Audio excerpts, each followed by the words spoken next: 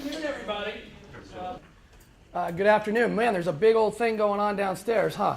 I walked into the middle of a giant cake. 20 years of this building? Wow, and the construction continues. My name is Chase Peckam. I am the Director of Community Outreach and Education at the San Diego Financial Literacy Center. It's a pleasure to be here. Howard and myself and the SDFLC started these series almost 2 years ago, right? We're in our fourth season, I believe. Second season. Jeez, I get confused. We do these once a semester. So we're going to jump right in because we only have so much time. Consumer credit, credit and you, that's what we call this, but this is really about consumer credit. What it is, how it's used. There is probably in the world of finance, which financial literacy, as you guys, this is a very common term now, but it's kind of like the use of the word marketing. Like if you say I'm in marketing, that's a very broad subject. How many of you are communications majors or going to be communications major? Okay, as you can attest, when you become a communications major, it's a very broad major, right? There's so many different avenues you can go into it. Financial literacy is very much the same way. The world of finance is very, very broad. It's not just about budgets, not just about how to, I guess, bank or balance your checkbook, as my mom used to say. There's so much more to it. Consumer credit has a lot of words associated with it, like debt, but it's used. It is so much more, and we're going to talk about that today. And also, probably the most misunderstood, outside of maybe investing, and you guys will have Mr. Paul Lim helping you on that already. So today we're going to talk about credit and financing, talking about the credit bureaus, credit scoring, how those scores are used, how to improve them, and then if we get to it, which we probably won't, but I can also stick around and answer any questions for a few minutes afterwards if anybody has any. I will preface that by saying, though, that while we go through this, if you have a question about one of the topics that we're talking about at that moment, please feel free, raise your hand, and we will answer the question then and there. When I was in college, one of the worst things I remember is when I would wait all class long when the professor wanted us to ask questions later, and then I'd forget my question because I was very terrible at writing things down. And since you guys are eating burritos, I'm not so sure how many of you are writing things down. So please feel free to ask those questions. And because honestly, if you have something to share, an experience that you've had with one of the topics, that's great because we do learn from each other. You can learn from each other as much as you can learn from me up here. All right, now this sounds very simple, and the reason I have these up here is beyond, believe it or not, to this day, these two cards are very much confused by a lot of people. All right? Obviously, they're two different cards. They look very similar, but what is the difference between the two? Can anybody tell me? Debit. One's debit. One's credit. One is credit. Now, that's very right. But what's the difference between the two? What is the difference between? Yes? One's actually your money. One is actually your money, correct. And where does that come from? Is it actually on the card? Yeah. Or is it in? It comes from where you get your money. Where you get your money, which is where? Work. Work, but where does work put your money? Your bank account, right? Your savings or checking account. Typically these days, checking account, right? So they're used the exact same way though, right? How many of you have credit cards in here? When you use them, do you use them the same way as you do the debit card? No. Yeah. No. I heard a no. How so? One has a PIN, one doesn't. One has a PIN and one doesn't. Which one has the PIN and which one doesn't? Debit. Okay, debit. So the debit card has a PIN number. And a credit card, they never ask you for a PIN number. Is that correct? Right. Now, but when you walk through the line and you use your debit card, there's typically one of two questions. Can anybody answer what those questions? Yes. Your ID. You want to see your ID? Okay, now, they should ask for your ID, but most of the time they don't. Do you want cash back in your pay? If you use debit, but if right before, when you use the chip now, right, because most things are now the chip, what is the first question that they ask? Debit or credit? When you use your credit card, do they ask that? Yeah. No, they do not. Why do they ask that if it's a debit card? If it's not a credit card, why do they ask debit or credit? Because you could charge one as credit. You can charge it as credit. You don't have to put in your PIN pad when you charge it as credit. That is correct. You don't have to put in your PIN when you charge it as credit.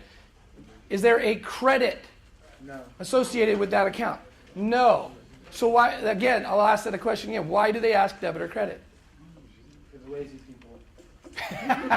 No, and it's kind of a trick question. Most people don't know this answer. And that is, the reason is it's basically just the way the transaction goes through.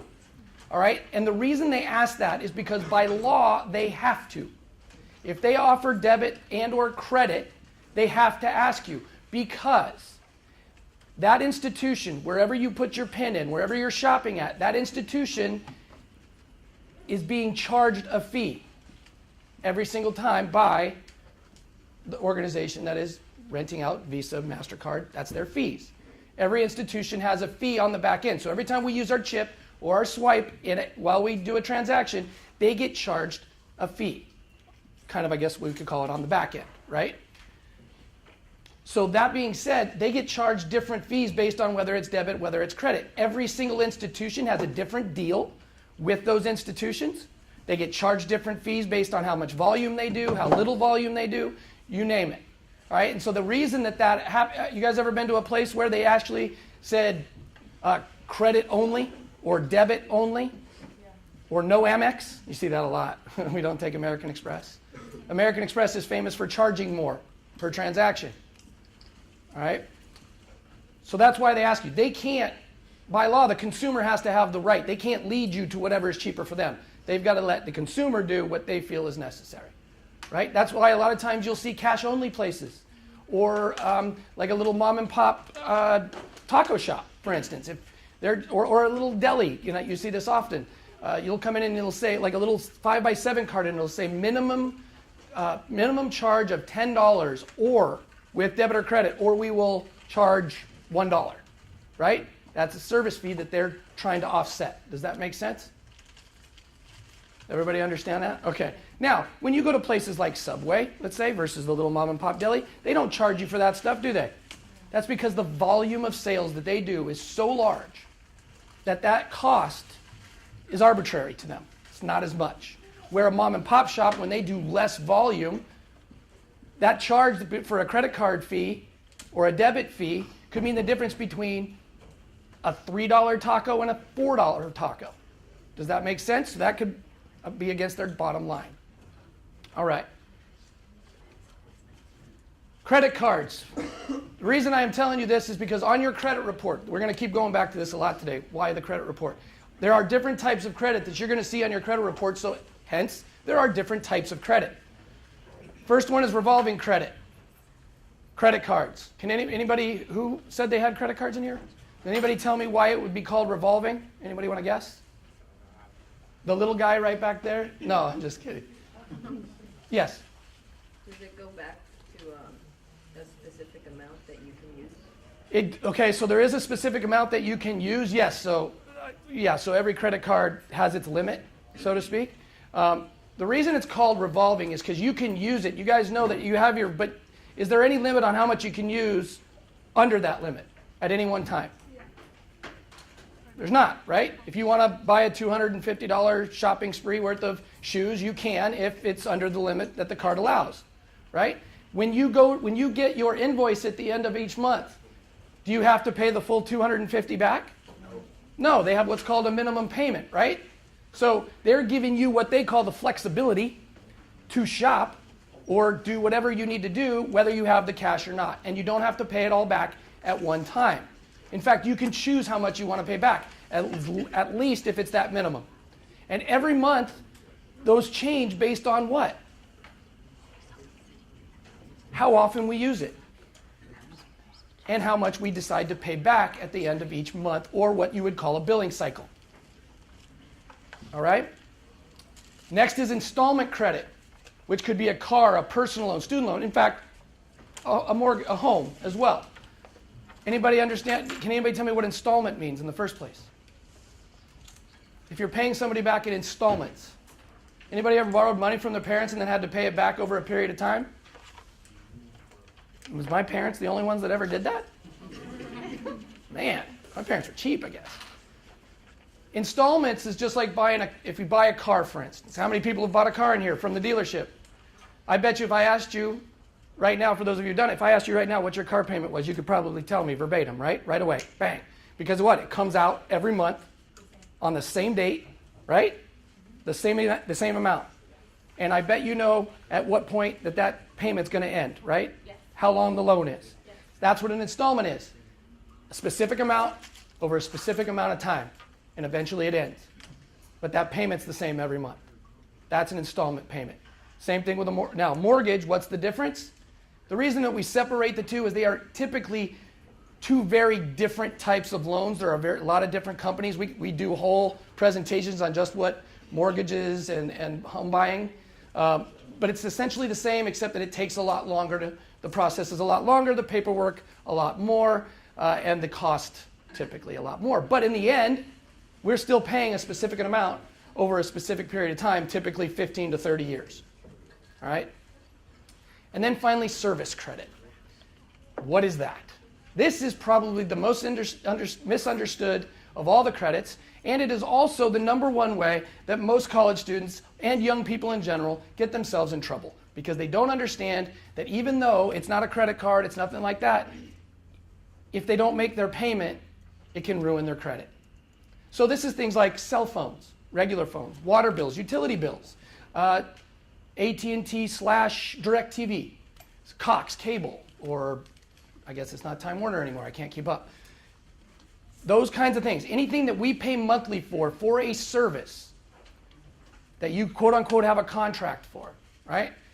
That is a type of service. And you know this. Anybody ever tried to buy a cell phone by themselves for the first time and were asked to put down a down payment? Yeah, a couple of you. Does anybody know why they asked for that down payment? Because they don't charge everybody a down payment. Is it because, like, if you don't have any credit? Correct. If you don't have a credit history and you have no history of paying things back, and yet they're going to set you up to make monthly payments, think they want to cover themselves a little bit? It would be kind of like in this instance. Anybody ever borrowed money or lent money to somebody and then they didn't pay you back right away, or they didn't pay you back ever? Anybody ever had that issue? Yes? Everybody's lent money and not gotten money back, right? And if that person decided to come back to you again and say, hey, I know that I didn't pay you back last time and I'm really sorry, but I'm really hurt and I could really use a loan real quick. Would you give them the loan knowing what you know? No. But on the other side, if somebody had paid you back and they came back and asked you if you could borrow some money and they had paid you back before, would you think about it a little bit more? Yes, it's the same kind of thing. Anytime we're going to borrow something, they don't know us from anyone. They've got to know somehow, right? So that's why the whole idea of credit is about risk. Not risk to you, but risk to the establishments. If Calco's credit union, and they're going to give you a credit card, they're going to want to look at all the different variables, base risk on you to assess how much of a limit or what kind of card they're going to offer you. Does that make sense? What kind of interest rates? That's what it comes down to. All right. We're going to go through this really fast because it's on your handout if you're going to look at it. But the 4 C's of credit, and the 4 C's of credit is back in the old days. What is it that banks or institutions are looking at when you are applying for credit of some kind? Whether it be a store card, whether it be a car, whatever it might be. There are 4 things they're looking at. They're looking at capacity. Do you have enough to pay it back? Do you make enough per month? All these different things associated. How much other debts do you have? Can you afford to take on more? Right? Capacity. Character. These top 2 are probably the most important. What would character be in this situation, do you think? Who do you know? No, it's part of your credit score. Yes. Do you pay regularly? Do you make your payments on time on a regular basis? This is character. This is probably, in fact, is the number one thing that they are looking at and what credit scoring systems are looking at when they're assessing your score against your credit report, which we will talk about here in a second. The next is collateral, not used quite as much these days. Used to be much more prevalent back in the old days, but a car can still be collateral, right? You don't make your payments on your car loan. After 2 or 3 months, you may wake up and find your car's not in the driveway anymore, right? They're going to take it back. And they don't have to bust out windows anymore. Now they just have these little beep, beep, and they're gone. Next is condition. Now this really is about, especially nowadays, when you're looking for home loans and those kinds of things, or a HELOC, a home equity line of credit, those kinds of things, right? What is your background? What is everything? What have you done over the years? How much have you made over the years? Yeah, I mean, it's like everything when you go through this process. Are there any questions on the 4 C's? All right. How do credit card companies, banks, how do they make their money on their credit cards? Because when you go to get a credit card, for those of you who have one, they don't charge you for the right to use one, right? A lot of times you just get one in the mail if you apply. How many of you have been at your bank and while you're there, they go, oh, you know what? You're eligible for a credit card. Would you like to apply? Sure. Institutions do that all the time. These are called products. These are products that they want to give you, sell you, so to speak. So the way that they make their money, number one, interest. Now, do they make interest on every purchase that you make on a credit card right when you make it? No. Absolutely not. There is a grace period. Okay, 1 month, or what we call a billing cycle. If you use that credit card, you put a couple times, let's say you put $300 on there, bill comes in that month, you pay the full $300 before that invoice is due, no interest, like cash, right? So you can use it to your advantage because every time you use your credit card and you make a payment monthly, you're building your credit for the positive. So it's twofold, right? But 1 in 3 people in the United States, in fact, I think it's 1.25 now, carry a balance on their credit cards every month at the average interest rate of around 18.9%. Credit cards are, as far as like legitimate lending, credit cards are the worst interest loan you can get. And I'm not talking about payday loans and those kinds of things. That's a whole different ballgame. I'm talking about legitimate lending. A decent interest rate for a credit card is around anywhere from 12 to 18%. I mean, that's kind of where we're at today. And it can change variably based on depending on what the stock market is, or what the Federal Reserve does with interest rates, ups or downs. All right, that's a whole different ballgame that we'll get into. All right, over the limit fees. You talked about the limit earlier, right? So every credit card, for the most part, there are credit cards that have no limits. Madonna probably has one or so, you know what I'm talking about. High earners, corporate entities. But most of us have limits based on our card. Can anybody tell me why and how they assess those limits that they give you? Based on income, Based on income? debt ratio, Income's a small part of it. Ability to pay, but your history. A lot of it is going to be, they're going to grant how much. So basically, let's just make it simple. A student credit card, for instance, right? If you're a young person, you don't have any credit, and you've been banking with an institution for a while, let's say Cal Coast or something like that, and you've been banking with them for a while, and you go to them and you say, look, I'd like to open up an account. Well, they have lots of different types of credit card accounts. But what might be best for you is a student card. It's like basically a card with training wheels, so to speak. And it starts with a lower limit. Anywhere typically starts at, $300 to $500 typically. And an interest rate anywhere between 12 and 15 is pretty good. That's about right. Well, what they're doing is now they're getting you into the ball game. You're now establishing credit. You can use this, and they're going to watch it. You use it. You pay it back every month. Eventually, as your history gets stronger and longer, they'll probably send you an email and saying congratulating you and saying your credit card has been increased to limit to $1,000. And it can grow and grow and grow as you, as a person going through life, getting older, more experience, different things. Those limits are going to change, right? They're going to go up, they're going to go down based on your life, what's going on in your life and how your credit's going. They also make their money in what's called annual fees. Now, not all credit cards have these. Some do. Again, we're going to go back to the word called products, right? There are anybody in here have an airline credit card? Okay, a few of us. If you're a business traveler, typically you're going to have one of these. And I know, I can tell you right off the bat, I pay $95 a year for mine. I'm using it to go to Florida on Sunday. you get really good rewards with that card. You get flyer miles. I typically get a free ticket every year with as much as I fly, but for that I pay an annual rate. Not a big deal, right? But that's not for everybody. There are tons of credit products out there that don't charge you an annual fee, and can also give you some other good give backs and those kinds of things. But it really just depends on the individual and what you're looking for. Cash advance fees, I'm going to glance over this, but you can use your credit card just like you would a debit card. The difference is some credit cards, not all, will charge. It used to be more than this. A lot more credit cards used to do it, but they would typically have a different interest rate for a cash advance than they did a regular standard purchase, and it would typically be higher. Just to compete, a lot of them are keeping them central now, but still, they're charging an interest rate to take out cash. And finally, we talked about transaction fees a while ago when we talked the difference between debit cards and credit cards. So lots of different revenue avenues for credit cards. Any questions on those? Okay, awesome. Financing, the world of financing, one of my favorite things in the world. Not really. This is actually a true story. However, the organization or the business, the name has changed because I'm trying to update. But this was me back in college. No joke. Roommates and I decided we needed to upgrade our sound system, our TV, in our apartment in college.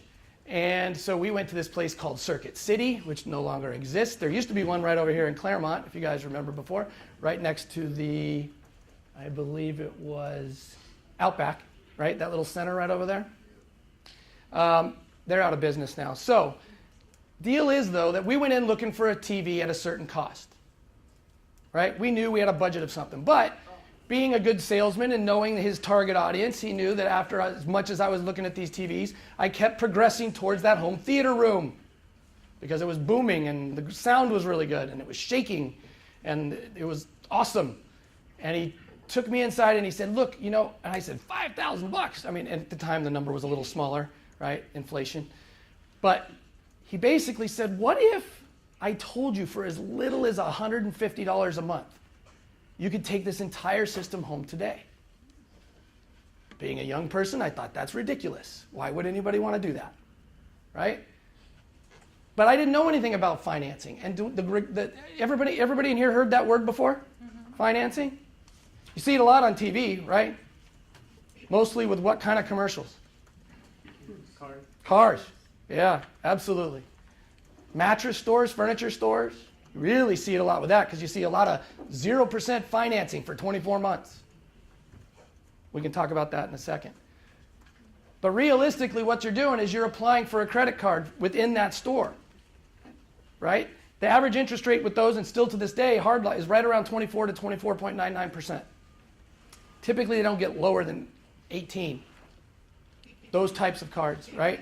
So what they're basically saying is we're going to draw this out. But here's the difference, right?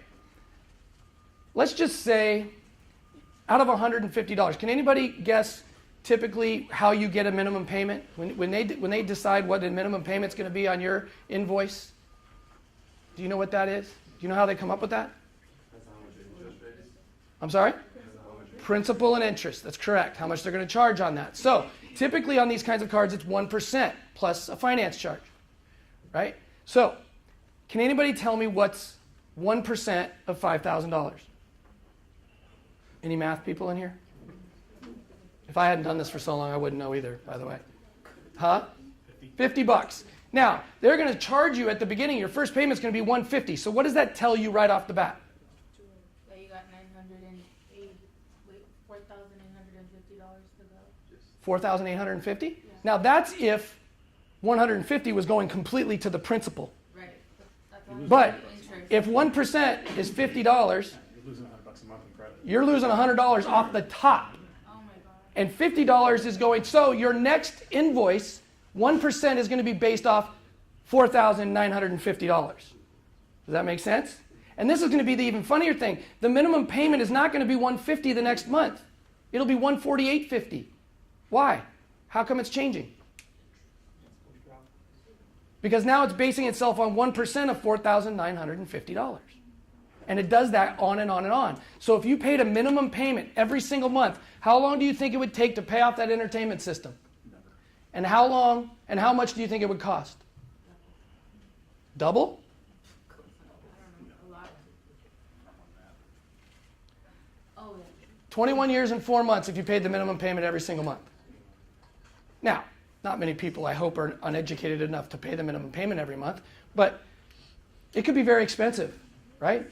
$5,000 entertainment system ending up costing you 14 grand over a period of time, or $1,400 over a period of time. 14,000, I mean. That's crazy, isn't it? So when you go to finance something, you have to understand when you go in, you do the math on how much it's good. You need to pay on that every month to be able to do it without costing you an arm and a leg. Now the honest truth is if you actually paid $150 every month, no matter what they offered you to pay, whatever the minimum payment was, you'd pay it off in about 5 years. Because just the way compound interest works in building your savings, it also works in this way, you can deplete it. Does that make sense? Are there any questions on financing right now? 0%. I'm going to go over that really quick. You get a lot of offers. In fact, Best Buy does it a lot. You get a lot of different offers with mattresses, especially furniture. A lot of those guys do all these great things where it'll be 24 months, 0% like cash. Right? Good deal. But when you get your invoice in for your first payment, they're not going to give you the amount that you need to pay every month to pay it off in less than 24 months. So you have to do the math when you do that, right? You need to make sure with that calculator in your iPhone or whatever phone you have, you do the little calculations. You know that if it's a $5,000 sofa you're buying, you know how much it's going to cost you every month to pay it off in under 24 months, so you do get the no interest. Make sense? Because if you don't do it in that 24 months, not only are they going to charge you on the interest that you have left, they're going to go back to the beginning and charge you all the interest you hadn't compiled in that amount of time. If you miss a payment at any time on those deals, they have the right within all that verbiage to start charging you whatever the interest is currently on that deal and do it retroactively. Does that make sense? Everybody kind of understand that? It's crazy. So you got to make sure that you're on par with that on your own. They're not going to do the math for you. Very quickly, I just want to go over this. We're going to start talking about credit reports a little bit here. Credit reports are not the only thing that follow us. There are all types of organizations and all kinds of things that we do financially that follow us, like check systems. So if you've ever bounced a check before, they know it. They keep track of that. All right? All kinds of different things. Utilities exchange, insurance, all those kinds of different things. They follow whether we're paying it or not. Right? So they know. But when we get to the credit bureaus, this is your credit. This is what we want to talk about. This is the place that the banks are and all the different institutions are reporting to based on what you do with their product, good or bad. All right? So the three major credit bureaus, Experian, TransUnion, Equifax. How many have heard of Equifax in the news in the last 6 months? Yes. Anybody want to know why? Big time breach. Yeah, well, it seems like there's a breach with everybody lately. I just found out my Panera Bread account got hacked, and now anyway. Everything, just be on top of it, I guess.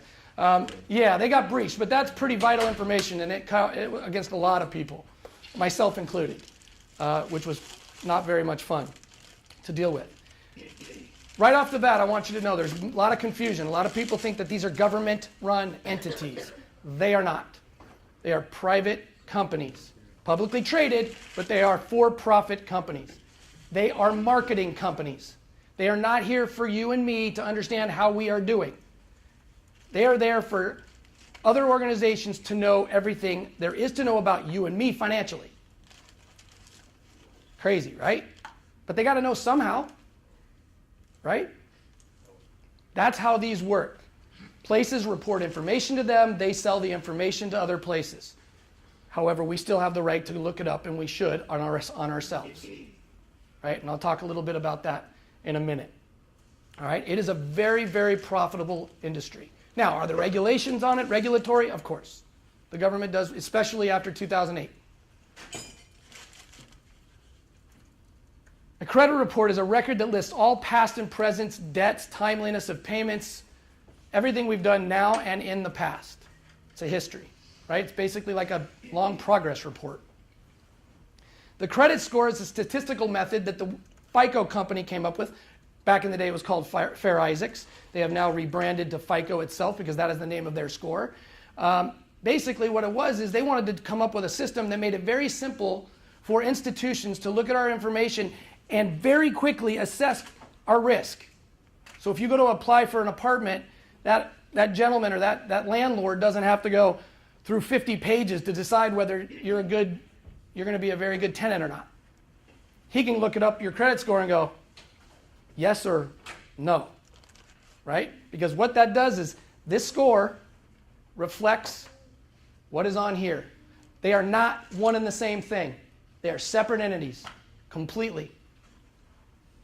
Now this is where it can get a little confusing because these credit reporting agencies also have their own scoring systems. There's over 322 different scoring methods out there. All can tell you, kind of where you're at, I guess, which is fine. But the real one that about 90% of all organizations are using is the FICO score. Okay? And all different types of FICO scores, which we'll get into a little bit. Your typical FICO score, which is now, right now, the most common one being used is called FICO 8. It is a score between 850 and 300. 300 being low, 850 being the best score. Up until recently, I'd never seen an 850, but 2 months ago, my wife got an 850, and she rubbed it in, big time. I was pretty impressive. All right, what is the credit score? What is on there? First of all, I want to tell you, a credit report, what is put on your credit report is 100% voluntary. There is no law that says any institution has to put information on a credit report. They do it because it benefits them. It benefits their industry, right? They all want to know this information. So for the most part, all these organizations send this information. Do they do it every single month? Not necessarily. Typically, car loans, banks, yeah, they'll send that information every month, right? Your house, they'll send it every month, right? Your mortgage. But it doesn't have to be, right? You can't force what goes on there and what's not on there. We don't have really any right to that. The only rights that we have is if there is misinformation on there, we have the right to go in and let them know that that's not it, and they have 30 days to go to that organization and say, is this legit or not? And if it's not, it has to be taken off within 30 days. And if they don't report back to them, it has to be taken off within 30 days by law. But if you have like this great payment that you're making every single month, you can't go to your bank and go, excuse me, can you please start reporting this to my credit report? And they could just say, yeah, no, they don't have, they don't have to. All right? Accounts, I want to let you guys know this. If you looked at your credit score every single day, it would be different every single day. Because your score is based on what's ever on that report at the given time that they look it up. These organizations typically report monthly, but are all your payments that you have over that time, are they always at the same time every month? No, they're all over the place, right? So typically they will report after the billing cycle statement. So you could go in one day, that's why it fluctuates. How many of you get a credit score update every month from your bank or institution? You notice it changes every month? Well, it changes for many factors. But a lot of times it's because also that what you do and how much money you're carrying at a different time, based on when they look at it, that's going to be your score at that given day. Anybody here bought a home before? Gone through the mortgage process? What does your lender tell you when you're going through that process of going through the when you're going through the final stages of your mortgage? Don't make any large payments. Don't do anything. Right? They tell you just don't put anything on any credit, don't buy anything. If you're going to do anything, use cash. Why? Because if all of a sudden something's different and it throws off that credit score a little bit and you got a rate based on this scores and now your score is different, it can affect what the bottom line on your actual rate would be. Make sense? All right. Very good. What is on your credit report? Identifying information. Now look, there are two different types of credit reports that are being seen. The information's the same, but what people see is different. What you look at when you pull your own credit report through annualcreditreport.com, like when you go to the institutions and buy your own credit report, or get it for free depending on if you've gotten it, I'll explain that in a second. You'll see that identifying information like a social security number and all those kinds of things. An institution that is looking up your credit report for applications, or typically for marketing purposes, they don't see that information. They don't see the social security number. What they do see is name, address, all those things. How many of you guys get junk mail from institutions offering you products all the time? Yeah, that doesn't happen by accident. They surf our credit.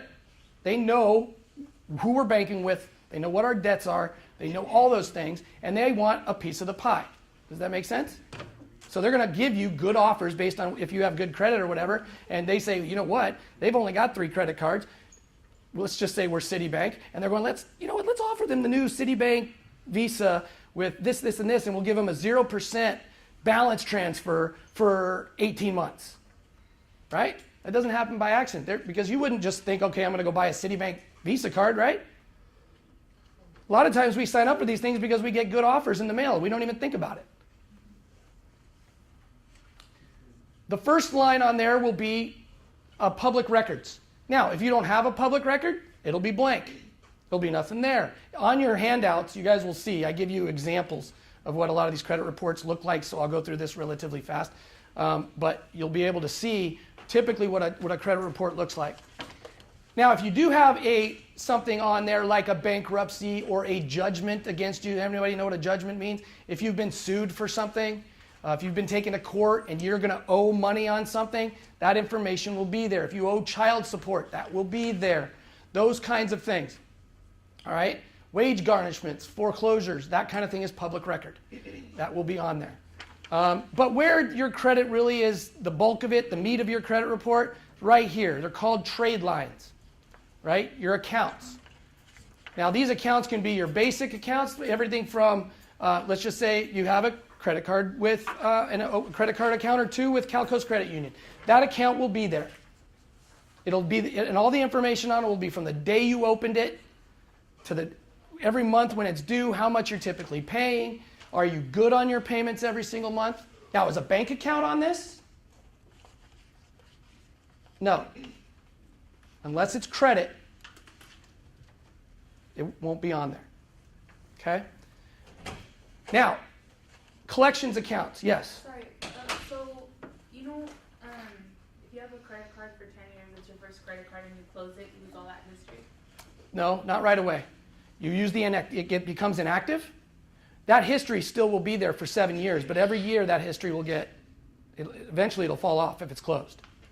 Okay. So after 7 years, good or bad, if something's closed, information falls off. The older information, let's just put it to you this way, okay?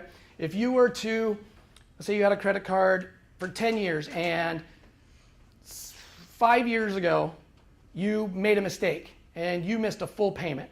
So you have a late, 30 days late on there. Now that's a ding right away, right? But as it gets older, the less and less and less weight it carries against you. But then eventually after 7 years, it falls off. So then it won't affect you at all anymore. So why do they say it hurts you to close an old credit card? Because there is such a large history on there that, you're right, there is a large history, but what I'm saying is it doesn't instantaneously wipe out that history right away. Oh. But now your most active card through your whole life is now inactive. And it's eventually going to go away. So yes, you're right. If I were to decide how I was going to close an account, let's say I had 5 credit cards, I've got a good credit history. I don't really want to carry 5 credit cards anymore. I'm more comfortable with 4. I would recommend looking at one of your newest accounts, one of the newer ones, with less history on them. It's just kind of that way. That's only 10% of your credit score anyway. Yeah. So for bankruptcy, when you do the bankruptcy, is not supposed to wipe all that stuff that was in your history, or it still will be in the 7 years? Yeah, 10 years actually. 10 years? The bankruptcy itself will be in your public record for 10 years. But what about the stuff was before the bankruptcy? What all that does is that wipes what you owe clean. It doesn't just wipe away the history on your credit report. That history will still be there and it'll still go. In fact, those accounts will be there now. And if you look on your thing where it says account status, it'll bankruptcy or But not it's a. still the stuff before it will be count against you if you have a, like a bad like account or the credit that wasn't okay. Yep, but the older it gets, again, the older it gets, the less weight it carries. So even as a bankruptcy gets older, okay, bankruptcy right away, wipe out your credit completely, right? As it gets older, and the farther away you get from that bankruptcy, and then you start to slowly start to establish that credit again, your credit will build back up again. And that bankruptcy, it's not off your credit within, it's not off your credit report within 7 years, but being 7 years that you're removed from the bankruptcy, institutions are going to still start to look at you as viable again. Does that make sense? It's still, as it gets older, it's going to go, eventually it's going to go away, as long as the practices that you're keeping at the more recent times, as long as they're good, and that bad time it'll get better. So 7 years after the bankruptcy or 7 years after the discharge?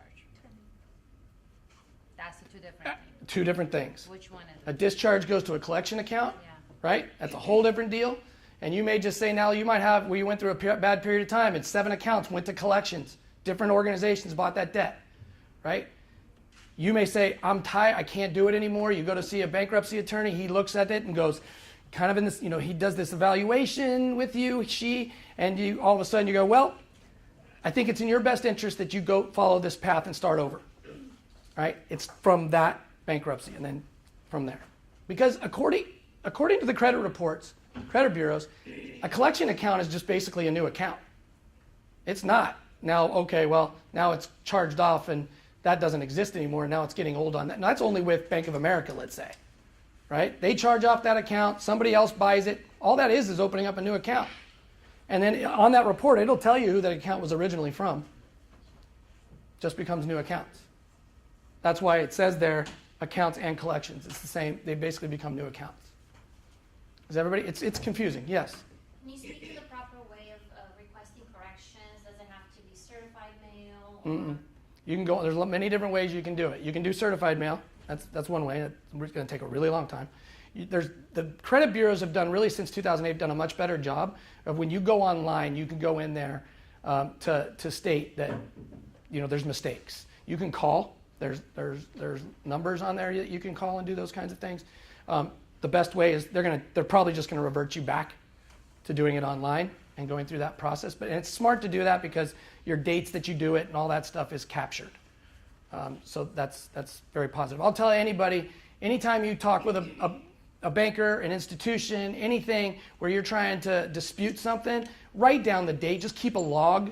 That's used. You don't want to go to an attorney someday and say these, because you're suing somebody, and then he says, okay, well, where are the records that you discussed this with them? And you go, oh, I don't really have any. They can go through the process because every phone call is recorded and all that stuff, but it won't happen very quickly, probably. Yeah. There are magazine subscription deals where people can send you free magazines. If you subscribe, you can get free things. And if they do it with a continual renewal, automatic renewal, I've been getting free magazines. But then I've been getting these notices saying you're overdue for your automatic renewal. And I was kind of ignoring those because I'd never subscribed. Are you sure it's free? Does that hurt my credit? I'm not going to. If you're not paying for something, if that's legitimately the truth, like you never bought anything. If you put your credit card information in on anything, No. then. But if you do. If you don't put in anything financially, then no, you're not. Okay. And if you're not doing anything, if you're getting a subscription for free, legitimately for free, which I haven't heard of these very much. But if you get one for legitimately for free, and then they say, well, you haven't renewed, you're not really out anything except not getting the publication anymore, right? Okay. It looks like, they're not nicely worded. They're very insistent. Are you sure you're not getting charged anything? Well, most of them. I will tell you that my grandfather ended up having like 25 subscriptions to things in his later years, honestly, in his senior years, because he would just sign up for things, not even think, they would go like free 6 months, he didn't know any better, and they preyed on him. I mean, we had the FBI involved in a lot of this stuff, but all of a sudden he wasn't paying on things, and his credit went to terrible because all of a sudden there were these subscriptions. I mean, we were wondering why my grandfather would give me this plastic little golf ball and say, hey, do you want this free giveaway this magazine gave me? Golf magazine gave me. You know, it was in his latter years, and he really didn't know anything. But that's same kind of thing. One time I closed an account, and I had a renewal of an ESPN $4.99 a month kind of a deal as an insider or whatever. I changed bank accounts. I completely forgot that was coming out of my Union Bank account. And all of a sudden, I get an email because they found me that I was 12 months behind on my ESPN payment. And it was on my credit report and everything. And I had to go to them and go, oh my gosh, well look, if I'll pay this, I'm sorry, blah, blah, blah. Could you please call and, well, they stopped sending it, but that still hurt my credit for a little while. It was my own mistake. And whether it's a $5.99 a month thing, it doesn't matter, or whether it's $500,000 a month, it's still a ding on your credit. Yes? Does payments that you've made towards like taxes to the government count towards your credit? Now, can there be information that there's tax liens if you haven't? If you haven't made, they can put, like if there's a lien against you, like the government comes back and says, you've missed payments for the last 3 years, or you missed payments for 3 years back in the mid-90s. All of a sudden they found you, which happens, by the way, quite a bit. I mean, and and you don't pay it or whatever, they'll put a lien against you. And yes, that lien will show up on your public record. Yeah. Inquiries, very quickly. Howard, you're going to give me the time here? Okay. Inquiries. This is one of the most misunderstood things in your credit reports. There are two different types. There are hard inquiries, because a lot of people have heard that if they look at their credit is going to be hurt. And that couldn't be farther from the truth. You could look at your credit report yourself 365 days a year if you wanted to, and it will have nothing to do with hurting your credit at all. It's called a soft inquiry. The other soft inquiries that don't hurt your credit at all are all those companies that are looking at your credit report to see whether they want to make offers to you. The only time that a credit would be considered a hard inquiry is when you apply for something, a product, some kind. And doing it once or twice or 3 times in a month is not going to hurt you. Month or year? I'm sorry. A month. I mean, if you're just, what they're trying to do is if you're all of a sudden opening up or trying to open up 5 to 10, 15 different accounts at one time, that's a red flag. Why are we doing that? Now, if you go to 10 different car dealerships because you're doing your due diligence and you really want to buy the right car for you, and you go through the process 10 times in a month, they're still going to look at the industry that you're doing that in and know that you're shopping, and they're going to look at it as one inquiry. Does that make sense? All right. Again, I want you to write this down. It should be on your handouts. Annualcreditreport.com. That is the place that the federal government states that we have the right as consumers to look at our credit report once a year, once every 365 at each of our credit bureaus. So you can pull down each of your credit reports. So that'd be 3 in 1 year for free. Otherwise, I believe they're like $10 to $12 each from the individual bureaus themselves. All right, so if you go to annualcreditreport.com, you'll go in and you'll see very simply, there'll be the 3 bureaus. You put in your name. They'll ask you a bunch of questions to make sure it's you. Only you would be able to tell. How many people have done this before? All right, and then those individuals, they'll say, do you want it from TransUnion or Equifax or Experian? And you'll say, I want all 3. And then it'll send you to their individual website knowing that you went through annualcreditreport.com. They'll try to offer you something like a credit protection or something like that. And you say, no thanks, I just want my credit report. And they will give it to you typically in PDF style, or if there's some kind of other issue, which we see from time to time, and I can't get a great answer from the credit bureaus of why this is, but sometimes they'll say, we cannot do your request right now, we will send it in the mail. I'm not sure, they will not answer me when it comes to that, why that happens. But, They never do. huh? They never do. They never send it? No. You need to stay on top of that though. Yeah, that's terrible. You typically, they'll give it to you in a PDF right there, and you can look at it yourself and download it. Credit reports, you can take a look at these, but basically the way this looks out, I just want you to see this, is basically it'll summarize it in the first page. You'll be able to see all the debts you have, all the different accounts you have, and the different kind. So those 4 C's of credit, the different kinds of credit I was telling you about, they're going to break this down into like credit cards, cars, homes, that kind of thing, and then they'll show you the exact amount that you have all in one little place. Then they'll break it down by individual accounts. And you can see that there'll be a healthy account. If you have a lot of a green or a lot of okays at the bottom, you're in good shape. What do you need to look at in here? What's really, really important is account status and where you're at. Pays as agreed. That's very important. If you have any blemishes, it'll show it. This person was going along great. Something happened in their life and they went 90 days late. That means they went 3 billing cycles without making a payment. That's catastrophic to your credit. I'll just tell you that right now.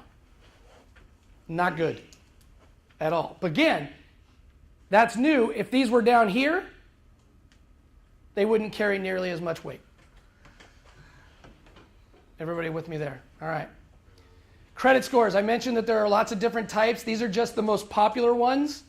All right. Vantage score. Vantage score was actually, that's the second best. That's the most competitive to FICO.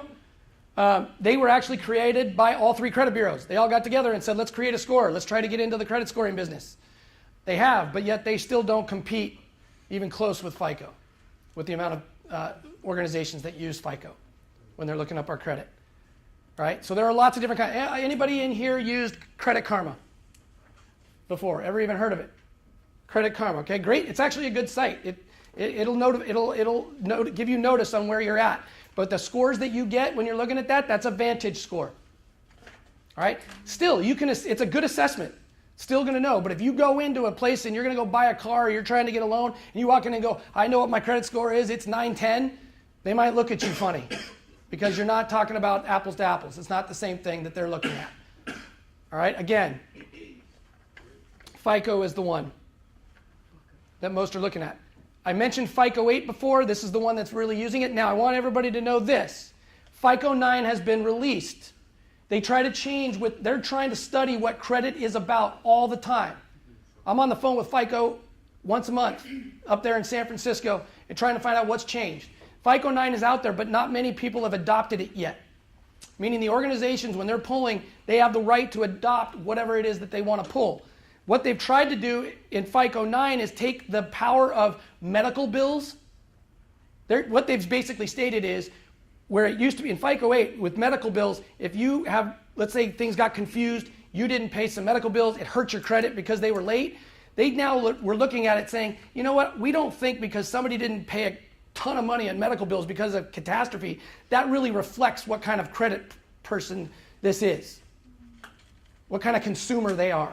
So they take much less effect on medical bills now than they used to with FICO 9's version. So they are changing this all the time. All right? As you can see here, this is kind of the way credit is kind of looked at in tiers. If you guys if you hear car commercials, remember when they'll start talking really fast, 0%, based on tier 1 credit, blah, blah, blah, blah, blah. Credits are in tiers. You have tier 1 credit, tier 2, tier 3, down and down. Right? So if you're in tier 1, you could basically right now, let's just say 750 to 799 is around 750 and above is what they consider great tier 1 credit right now. And that changes based on a lot of factors over the years at different times. But you could have an perfect 850 and you would not get a better credit line than you would if you have 751. It's the same deal. Okay? Yes? The balance of your student loan does hurt you for your credit? It's put in there with everything else. The balance that you have, and I'll show this really quick. Let me get to that. Right here, perfectly. The balance that you have on your credit loan is going to be right here, your debt to credit ratio. The amount that you have on there, it's only going to be, it's just going to show how much debt you have. Well, because like if you applying for home mortgage and if it's not, you are still on it, they not counted toward your debt yet. Is not that true? Probably. Depends on the institution. And I think that is there any home loan guys back here? You can answer that question better probably? Yeah, we add it to your debt. If you have student debt, we take it as if you were already paying on that debt. because you're going to.